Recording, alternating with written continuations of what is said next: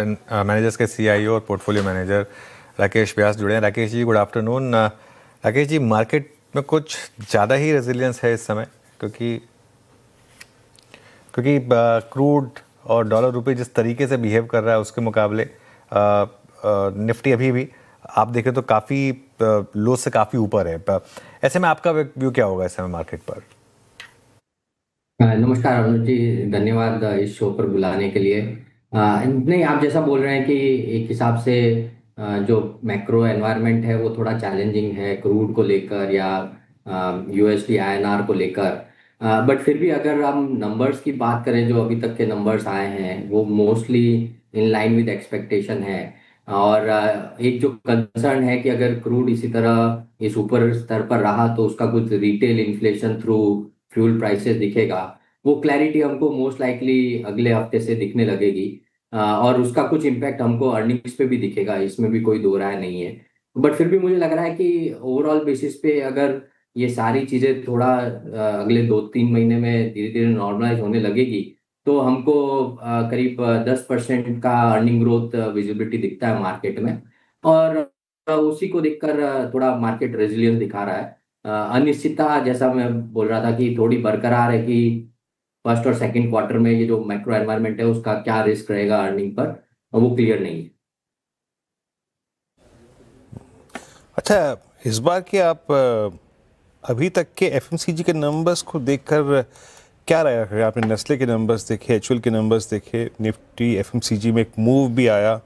आपका एफएमसीजी में व्यू क्या है इस वक्त? मतलब क्या ये इस वक्त अपने पोर्टफोलियो में एटलीस्ट थोड़ा अंश देने का समय है एफएमसीजी स्टॉक्स को? बट एक बड़ी बात ये भी है नेगेटिवली प्लेस्ड के शायद मानसून इस बार अच्छा ना रहे। तो राकेश जी, ऐसे में व्यू क्या है आपका? बिल्कुल, आपने बिल्कुल सही ये बात बताई है कि थोड़ा वॉल्यूम ग्रोथ में ट्रैक्शन दिख रहा है। करीब 3-5%, 6% टाइप का volume growth intensity across the board दिख रहा है। नेस्ले के नंबर्स उस हिसाब से थोड़े ज्यादा बेहतर थे। बट ये जो रिस्क है, जो इम्पेंडिंग रिस्क है कि अगर अल नीनो का इम्पैक्ट आया तो उसकी वजह से जो रूरल इकोनॉमी है उस पर थोड़ा इम्पैक्ट आएगा, हिट हार्ड होगा। तो और बहुत सारे ये जो स्टेपल कंपनीज है उनका डिपेंडेंस ऑन रूरल भी काफी है। तो उस कॉन्टेक्स्ट में थोड़ा अभी हमारा कॉशियस भी हुई है, क्योंकि वैल्यूएशन थोड़े नॉर्मलाइज या करेक्ट हुए थे बट अर्निंग ट्रेजेक्टरी जो है उसके हिसाब से वैल्यूएशन में अभी भी मिसमैच है। बहुत सारी companies anywhere between 40 to 50 times forward earning पे ट्रेड कर रही है फॉर समथिंग जो कि 10% या hardly double digit earning growth दिखा रहा है। तो वैल्यूएशन में थोड़ा मिसमैच है जिसकी वजह से हम लोग थोड़ा कॉशियस है उस सेक्टर को लेकर। जबकि हमारा focus largely consumer discretionary space पे ज्यादा है, जहां पर हम लोग अभी भी काफी अच्छा ग्रोथ ट्रैक्शन देख रहे हैं। आप फूड डिलीवरी या क्विक कॉमर्स या रिटेल, जैसा कि आप बात कर रहे थे, या ऑटो, इनमें ग्रोथ ट्रेजेक्ट्री अच्छी है और वहां पर अभी भी थोड़ा कंफर्ट है अर्निंग्स को लेकर।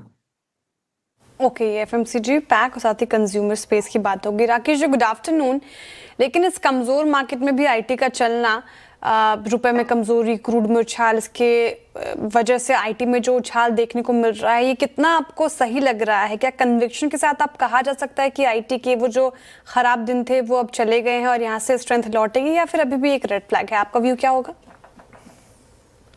प्रिया जी, अगर IT as a total sector की बात करूं तो उसको दो पार्ट में डिवाइड करना उचित है मेरे हिसाब से। एक लार्ज आईटी जहां पर कि अभी भी जो ग्रोथ ट्रेजेक्ट्री है वो बहुत म्यूटेड है। आप अगर कमेंट्री भी देखेंगे अक्रॉस द बोर्ड तो ज्यादातर सब लोग बहुत low single digit constant currency growth की बात कर रहे हैं, कुछ नेगेटिव की बात कर रहे हैं। तो ये जो एआई का जो डिफ्लेशनरी प्रेशर है ये क्लियरली दिखाई दे रहा है उनके रेवेन्यू ट्रेजेक्ट्री में। और एक चीज और देखिए, ये जो रुपी का डेप्रिसिएशन है अगेंस्ट डॉलर, इसका बहुत बड़ा बेनिफिट हमको मार्जिन में लंबे टाइम तक नहीं दिखता है। ये मोस्टली पास ऑन हो जाता है। तो मेरे हिसाब से मार्जिन ट्रेजेक्टरी भी कोई बहुत ज्यादा इंप्रूव होती नहीं दिखेगी। तो earning growth trajectory large cap IT में अभी भी बहुत वीक है। Mostly single digit earning growth दिख रही है। वैल्यूएशंस अगर आप फ्री कैश फ्लो यील्ड या डिविडेंड यील्ड पे देखेंगे तो अट्रैक्टिव है, बट अभी हम लोग अगर हम स्ट्रॉन्ग ग्रोथ की बात करें तो वो मिसिंग है। मिड कैप आईटी या प्रोडक्ट कंपनीज फॉर एग्जांपल, ये रिकमेंडेशन नहीं है बट हम लोग होल्ड करते हैं ऑरेकल फाइनेंशियल सर्विसेज, वहां पर अच्छी ग्रोथ दिख रही है, वैल्यूएशंस भी काफी पैलेटेबल है। या मिड कैप आईटी स्टॉक्स जो आईटी सर्विसेज में है वहाँ अभी भी अच्छी खासी ग्रोथ दिखाई देती है और वो लोग भी सेक्टर के साथ में काफी करेक्ट हुए हैं। तो वहां पर हमारा एक्सपोजर हम लोग धीरे धीरे बढ़ा रहे हैं compare to large IT space. OFSS चला भी है काफ़ी स्टॉक पिछले कुछ दिनों में। कैपिटल मार्केट स्पेस में क्या व्यू रहेगा आपका? यहाँ पर शानदार मूव्स रहे हैं और इवन आज भी मोतीलाल ओसवाल के अच्छे रिजल्ट्स के बाद अच्छा मूव आया। इधर क्या व्यू रखेंगे आप? हम लोग काफी टाइम से पॉजिटिव हैं अनुज जी कैपिटल मार्केट प्लेस में, आइदर एक्सचेंजेस, एएमसीज या पहले वेल्थ मैनेजर्स से हमारा एक्सपोजर काफी अच्छा रहा और ये हमारे हिसाब से थोड़ा स्ट्रक्चरल स्टोरी है यहाँ पर, जिस हिसाब से हम कैपिटल फ्लोज देख रहे हैं from retail investor into markets, इसका लंबे टाइम तक ये ट्रेजेक्टरी रह सकती है। वैल्यूएशंस ऑब्वियसली अर्निंग ग्रोथ के साथ साथ थोड़े बढ़ते जा रहे हैं, बट अभी भी हमको लगता है कि इस पूरे स्पेस में आराम से अगर जिस हिसाब से इनफ्लोज जारी हैं और मार्केट जैसा मैं आपको हाईलाइट कर रहा था कि अगर डबल डिजिट रिटर्न देता है यहाँ से तो उसका एक बेनिफिट एमटीएम में भी मिलेगा इन सब कंपनीज को, तो उसकी वजह से हमारा व्यू इसमें अभी भी काफी पॉजिटिव। अच्छा, क्योंकि राकेश जी हमने पूरी बात शुरू की थी क्रूड को आधार बना के, सेंटिमेंटल इम्पैक्ट बैंक्स पे होता है और auto, real estate, but auto में थोड़ी सी बाइंग एफर्ट्स नज़र आ रहा है टू व्हीलर स्पेस में। आपका ऑटो पे टेक क्या है और स्पेशली टीवीएस या फिर हीरो मोटोकॉर्प या फिर बजाज ऑटो, इन पर आपका झुकाव किस तरफ है? नहीं, टू व्हीलर्स में हमारा एक्सपोजर बोथ ऑटो ओईएम और ऑटो एंसिलरी स्पेस दोनों में है एक्चुअली। तो हमको लग रहा है कि यहाँ पर अभी भी एक पॉजिटिव ट्रेजेक्टरी जारी है और कुछ केसेस में जैसे एक्सपोर्ट एज ए मार्केट भी काफी स्ट्रॉन्ग रिफ्लेक्ट कर रहा है।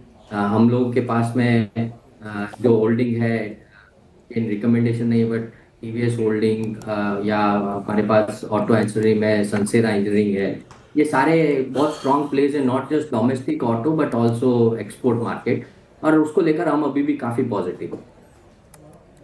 ओके, ठीक है, ऑटो स्पेस पर बात होगी, लेकिन राकेश जी इटर्नल के नंबर आए और कहीं ना कहीं कुछ ना कुछ तो खटका है, कंपटीशन को लेकर हो, चाहे आगे चल के मार्जिन्स को लेकर बातें हो।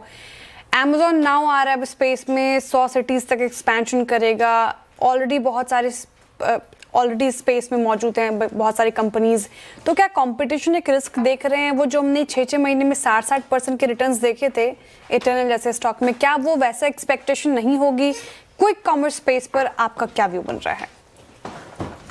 जी, अगर आप नंबर्स की बात करें इटर्नल के, तो मेरे हिसाब से नंबर्स काफी अच्छे थे, बिकॉज उन्होंने अगर ग्रोथ की बात करें तो ईयर ऑन ईयर 90% प्लस का ग्रोथ दिखाया है, और इस सबके बावजूद जो आप कॉम्पिटिटिव इंटेंसिटी की बात कर रहे हैं, जो कि मेरे हिसाब से काफी पीक था, अमेजॉन, फ्लिपकार्ट और बाकी दो already establish quick commerce players, काफी लोग एग्रेसिव हैं, बट इन सब के बावजूद उन्होंने बेसिकली एबिटा लेवल पे प्रॉफिटेबिलिटी दिखाई है, और मुझे नहीं लगता है कि ये जो बाकी सारे प्लेयर्स है ये कहीं भी उस रेंज में आते हैं, they are still making heavy losses. तो ये 90% ग्रोथ विद प्रॉफिटेबल वेंचर, मेरे हिसाब से ये काफी अच्छा स्ट्रेंथ दिखाता है उस बिजनेस को लेकर जो इटर्नल अभी रन कर रहा है।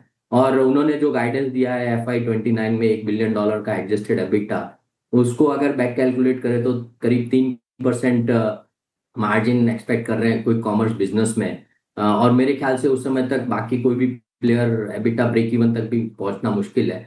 तो ये बिजनेस को थोड़ा मार्केट इस रिजल्ट्स के बाद में पता नहीं क्यों बट अंडर एप्रिशिएट कर रहा है। मेरे हिसाब से अगर ग्रोथ ट्रेजेक्टरी उनकी स्ट्रांग रही विदाउट कॉम्प्रोमाइजिंग ऑन मार्जिन या प्रॉफिटेबिलिटी, तो यहाँ पर लंबे टाइम के लिए उनके पास राइट टू विन बन जाता है। तो उसको लेकर हम काफी पॉजिटिव है, ये among our top holding है across our portfolios, just as a disclosure। Okay, ठीक है राकेश जी, बहुत बहुत शुक्रिया। आपके पोर्टफोलियो में भी है इटर्नल और आपकी कंस्ट्रक्टिव व्यू इटर्नल पे, बहुत बहुत शुक्रिया आप इस कार्यक्रम में शामिल हुए और सभी सेक्टर्स पर आ रखिए, and have a nice weekend, long weekend.